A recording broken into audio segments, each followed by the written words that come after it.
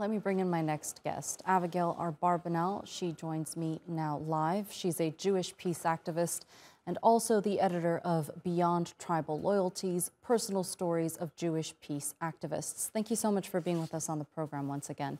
Now, there has been an outstanding amount of support from Jews across the world for Palestinians, with them calling for a permanent ceasefire and for an end to the occupation. But pro-Zionists often find that to be anti-Semitic. Just walk us through why that is. Well, technically, there shouldn't be anything special about Jews protesting against genocide and supporting their fellow human beings. When they're being tortured, oppressed, and killed, we're all human beings. Except Israel has hijacked the definition of Jewishness, and it requires all those who see themselves as Jews and that Israel sees as Jews to be automatically loyal to Israel. It doesn't matter how good or bad Israel is, what Israel does, how horrible life in Israel might be, or how fractured the society is. Jews everywhere are required to place loyalty to Israel above all else. That means even if they have feelings about their fellow human beings, Israel demands loyalty before everything. Israel sets itself up as the safe haven for Jews all over the world from the next Holocaust.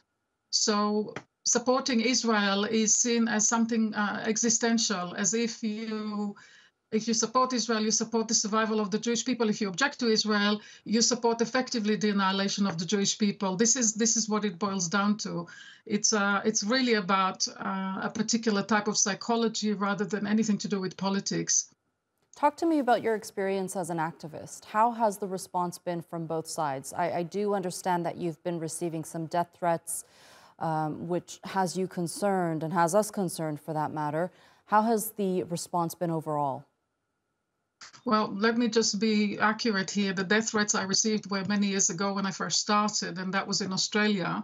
And back then I had to get the help of the Australian police to help me with that, and they were absolutely brilliant. I have not had any threats for many years. I've lived in Scotland for 14 years now, and I've had no trouble at all. Occasionally you get an email that is telling me that I am a traitor or that I'm anti-Semitic or that I'm wrong, but I don't engage, and it doesn't really bother me. I do not fear death threats, and it tells you everything you need to know. If a country or a group of people needs to threaten anyone because they object to them, that's your answer. You know who you're dealing with, because normal people, when somebody objects to them, don't threaten. They don't use bad language. They don't behave that way. So no, I am not a victim. I've always wanted to emphasize that I've not suffered anything serious. I've lost all my friends in Israel. Of course, nobody wants anything to do with me. My entire family are Zionists. They support what Israel is doing in Palestine and in Gaza right now. Yeah, sure, I've lost all of that, but I've also gained the friendships of amazing people since I started to speak out a little bit. I'm not the victim. The Palestinians are. As someone who has renounced their Israeli citizenship and who's been watching all of this from the outside, the last 4 months from the outside, Israel's regional policy from the outside, what do you think their ultimate aim is here? The ultimate aim is to remove every last Palestinian from historic Palestine, and the whole area of historic Palestine, Israel aims to settle it with Jews only.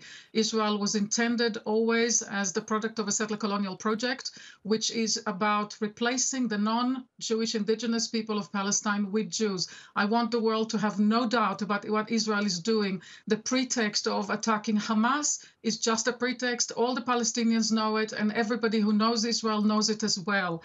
Israel wants to remove every last Palestinian. The majority of the Israeli citizens, the Jewish Israeli citizens, are supportive of their government.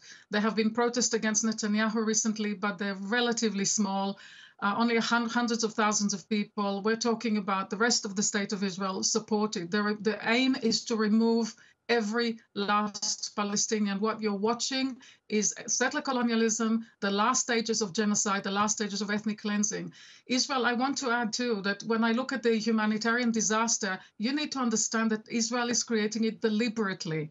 Israel wants the Palestinian to become the problem of the rest of the world. This humanitarian disaster is not some kind of collateral damage or some kind of an accident because of war. It is deliberate.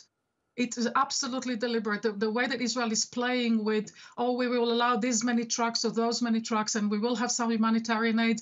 The whole point is to make the people so destitute and so desperate and in such a dangerous position that the world will finally cave in and will let the Palestinian go in somewhere else, just leave. This is what Israel is aiming for. And I am absolutely, what upsets me, apart from watching the terrible images from Gaza right now, what upsets me equally is the fact that the whole world is colluding with it. And I do not believe for 1 second that leaders in the West do not know what Israel is or what it's aiming to do. Right. And any Jew who supports Israel is collaborating in ethnic cleansing and genocide. There is absolutely no other way to look at it. Okay, Avigail Abarbanel, thank you so much for being with us here on the NewsHour and sharing that insight with us. I appreciate your time.